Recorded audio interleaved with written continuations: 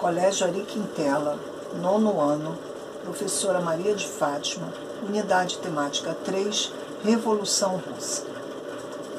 Queridos alunos, iniciaremos o estudo desta unidade falando da Rússia czarista, que desde 1613 era governada pela dinastia, ou seja, pela família Romanov. Vamos ver na imagem a seguir. Família Romanov, estamos vendo aí o czar, né, que é o rei, imperador, Kaiser, né, pessoa mais importante do governo russo desse período.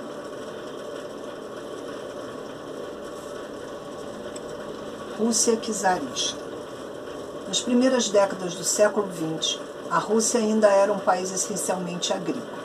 Apesar disso, sua modernização havia iniciado com o czar Alexandre II. Em 1861, esse soberano aboliu a servidão, tornando os camponeses cidadãos livres, com direito de recorrer à justiça, à propriedade pessoal dos bens de serviço, além de dispor livremente de seu trabalho. Em parte, essa iniciativa do governante procedeu da necessidade da Rússia ingressar no rol dos países industrializados. Entretanto, o envolvimento da nação foi bastante limitado, uma vez que era um dos financistas estrangeiros que detinham o capital. Entre as décadas de 1890 e 1910, a Rússia passou por uma crise na produção que gerou fome. O governo não se preocupava em sanar os problemas da população. A doutrina socialista encontrou na crise um terreno fértil para a sua expansão. Ela se baseia na ideologia marxista ou marxismo. No século XIX, uma das ideologias mais influentes foi o marxismo, que também pode ser considerada uma corrente de pensamento, uma vez que se embasava em uma concepção filosófica chamada materialismo histórico. Formulado por Karl Marx e Friedrich Engels, tem como marco inicial a publicação do Manifesto do Partido Comunista em 1848. Os diversos escritos desses autores inspiraram a formulação do chamado socialismo científico, que é um conjunto de preceitos políticos que tinha por objetivo principal orientar a classe operária e promover a revolução, que colocaria fim na sua exploração decorrente da existência da propriedade privada com base no capitalismo. Então, a imagem que vemos é dos autores, Karl Marx e Friedrich Engels, uma mesa de café, e este quadro está no Museu Alemão na cidade de Berlim. Revolução de 1905, ensaio geral. No ano de 1905, confirmou a fragilidade política imperial e a acentuada insatisfação da sociedade em geral. Em 9 de janeiro do mesmo ano, ou seja, 1905, uma multidão de 200 mil pessoas aproximadamente organizou-se para levar uma petição ao czar. Em resposta, as tropas imperiais receberam as pessoas com extrema violência, ocorrendo muitas mortes. Esse episódio ficou conhecido como Domingo Sangrento. Naquela época, os partidos políticos atuavam na clandestinidade, incorporando as ideias marxistas, bastante divulgadas entre as lideranças camponesas e grupos terroristas anti-czar.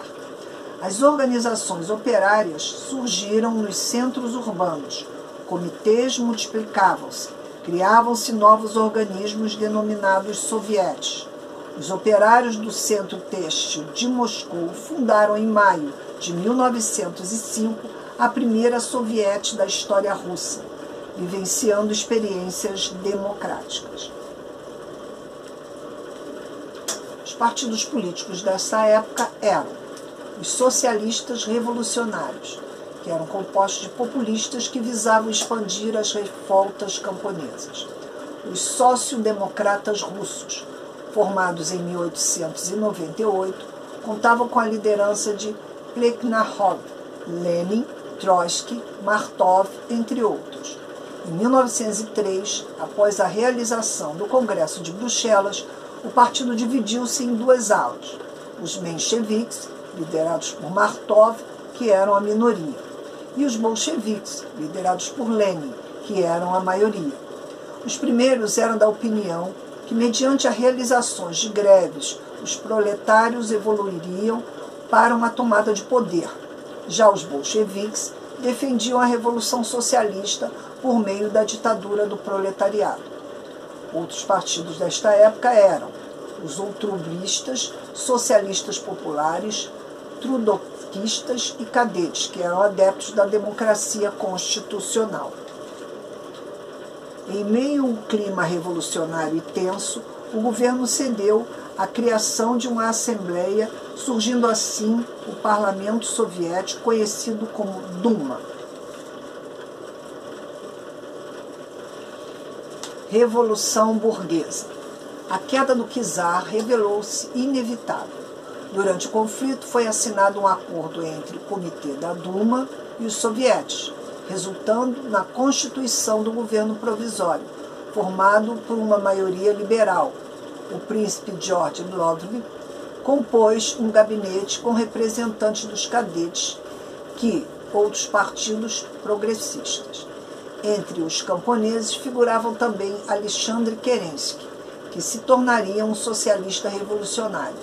Em 7 de março de 1917, o governo provisório decretou a prisão do czar e seu exílio em Tsarskoye Selo. A burguesia no poder não foi capaz de impedir a tentativa de golpe de Estado, promovido por Kornilov. No entanto, a mobilização contra o golpe foi articulada pelos bolcheviques, que com isso fortaleceram-se e em breve tornaram-se a maioria nas cidades mais importantes da Rússia.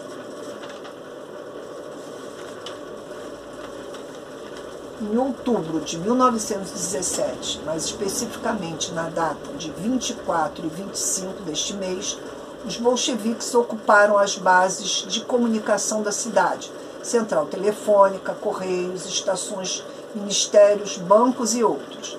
No dia 26, os revolucionários invadiram o Palácio de Inverno, residência dos Romanov, aqueles czares lá que nós falamos no início, e prenderam os ministros, assumindo o poder.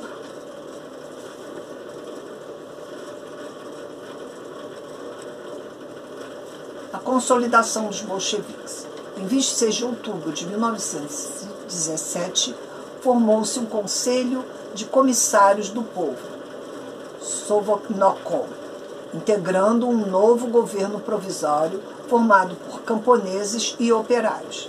Em seguida, Lenin promoveu o confisco das grandes propriedades em favor dos comitês agrícolas e a nacionalização da terra, que resultou na ocupação das propriedades pelos camponeses.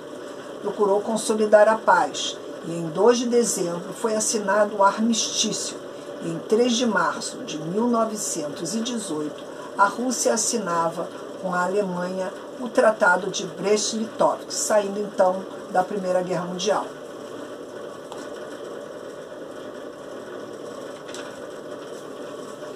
Porém, vai acontecer uma guerra civil, ou seja, uma guerra interna dentro da Rússia. Internamente acentuavam-se os conflitos provocados pela guerra, fome e desemprego.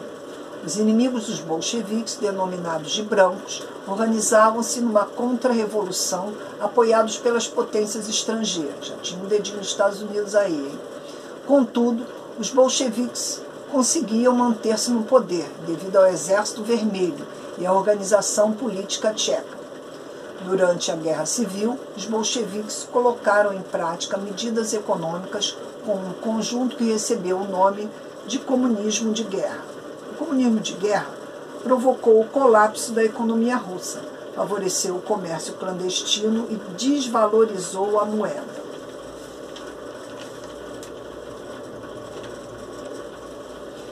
Então, com isso, Lenin criou uma nova política econômica, a NEP.